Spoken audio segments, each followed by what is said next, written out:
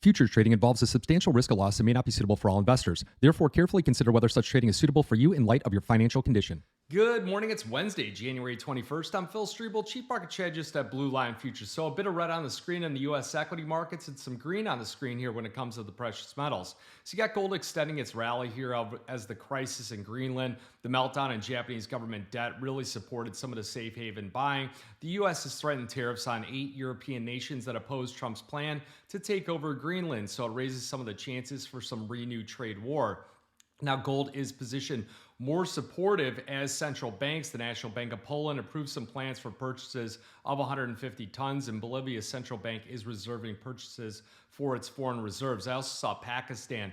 They also had approved additional purchases of gold. So that's that central bank structural support that we've seen that's helped put a floor under a lot of prices here. So looking at the rundown on those metals here, you do have gold leaving silver in the dust here, with silver just slightly negative here, sitting just below that 95 level, while gold futures are up another $100, up 2%. So silver slightly lower here, and you're seeing copper futures rebound back after that sell-off yesterday, sitting at 586. That's up just under about 1%. So platinum and palladium, a bit mixed here, with platinum up about $20, palladium down about $20. So U.S. equities under just a touch of pressure. So you look at the gold market, that 14-day average range sitting at about $95. Key level support still sits right around 44.18. Then you look at the silver market, that 14-day average true range, $5.25. And the reason why I mentioned that average true range, it's really a lot of people looking for some help here as far as how much volatility is in the market, stop placement, things like that. So your key level support rising to about $83.33. So you look at the ETF flows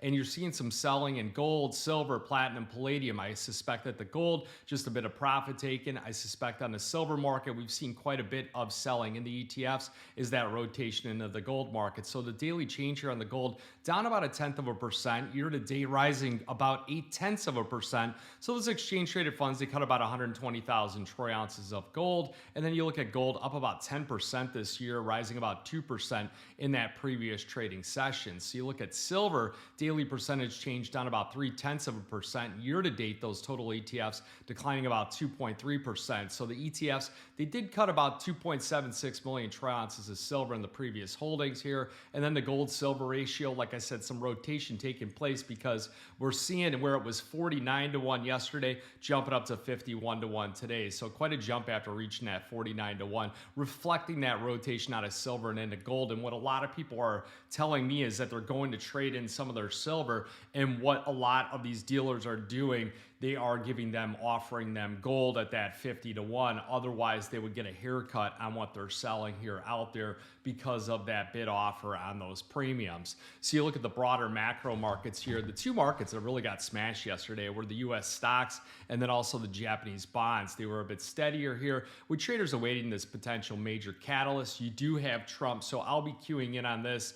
I'm not sure exactly when he's going to speak today. They had some problems with Air Force One. They had to rotate, go back, fix this electrical issue, and then they're back here with Trump landing in Davos. So whenever he starts speaking, I anticipate that market's going to whip around quite a bit. You also have the Supreme Court. They're going to consider whether Trump can fire Lisa Cook. So with that sell-off we saw yesterday, retail investors were piling in. They bought about $1.65 billion worth of equities, and that was only as of 10 a.m. Central Time here yesterday, with the preference for single stocks versus ETFs, and that was a report put out by JP Morgan. So other assets out there grabbing some headlines.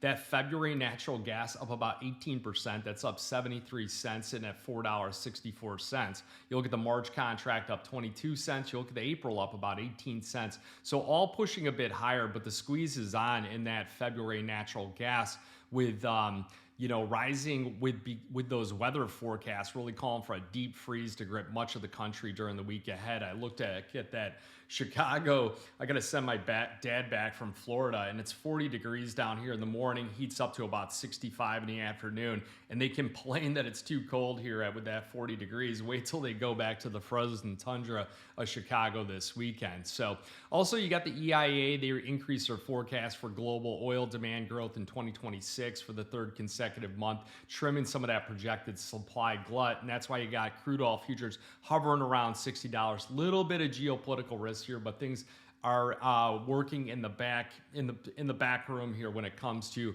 some negotiations with Iran. So looking at some other things here, though, the macro markets, the equities, they were mixed overnight, and now they are starting to dip into the red. So the S&P down 10 points, 68.19. We are seeing the NASDAQ down 88 points, right around that 25,000 mark. The Russell 2000 is really the one that's been holding some support, although it is on the low of the session. But that's where the dip buyers have really been coming in on the Russell here. And you look, it's like gold, Russell, copper, platinum, palladium, Bitcoin, and Ethereum are holding that bullish trend here, but we are near those low end of the ranges. So pull up some of those charts there, look for some key levels of support. And a couple things here that I wanted to mention here is that volatility, when volatility rises and the VIX is sitting at 1979 on the futures contract, when that gets over 20, what I tend to see here is I'll see 20 on the S&P, 22 on the Russell, the NASDAQ. I see some systematic deleveraging occurring, some rebalancing, and that's where the indices really start to go, where they're kind of moving around more organized, and then it gets really haywire.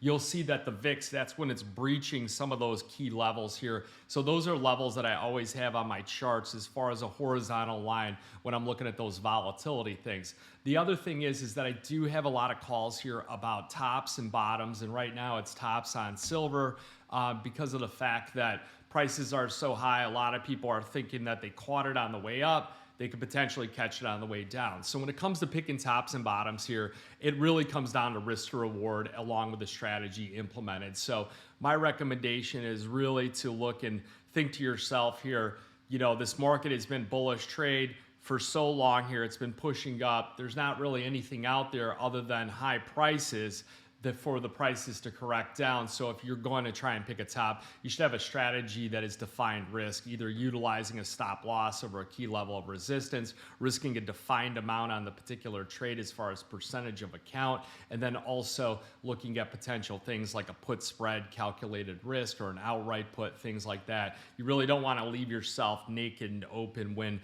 the market is in this rip-roaring bull market, although silver has been consolidating in relation to the gold market right now.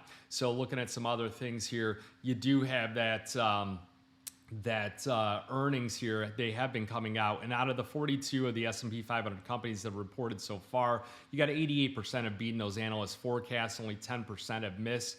Economic data, you're going to have pending home sales. They are due out about 9 a.m. Central bankers, they're not speaking until the day after that Fed meeting, and that Fed meeting's on January 28th with only a 5% likelihood that they'll cut rates. You go to the March meeting, sits right around 20%. Then you look at the FX markets here, and these are really dictating a lot of these things that are going on in the background. You want to pay attention to the dollar index, unchanged on the day, sitting at 98.41.